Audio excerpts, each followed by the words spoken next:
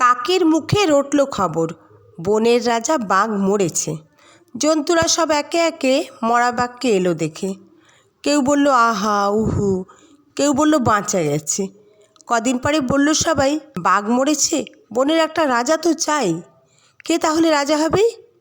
শেয়াল তখন চুপি চুপি মাথায় দিয়ে গাধার টুপি লাফিয়ে উঠে সিংহাসনে ডাকলো হুক্কা হুয়া রবে, বলল যে সেই রাজা হবে। ভালুক বলল, এই বেয়াদব, ওখান থেকে নাম এখুনি। রাজা হব এই কথাটা ফের যদি তোর মুখে শুনি, একটি চড়ে অক্কা পাবি, হুক্কা হুয়া ভুলে যাবি। বাঘ নেই তো ভালুক আছি, বাঘের পরেই আমার দাবি।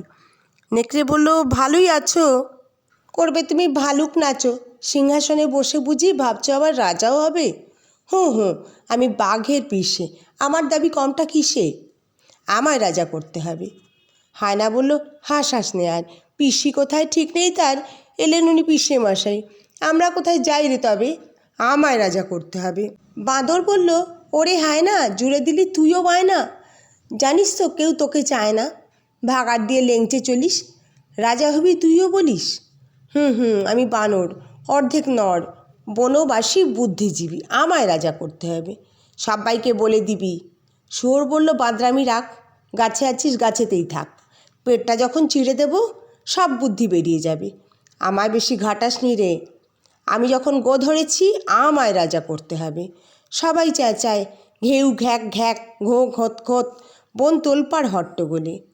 বাদুর তখন উঠল বলে, ঝুলে ঝুলে দেখছি সবই, ভাবছিস সবাই রাজা হবি? হুম, শুনতে কি পাচ্ছিস কেউ?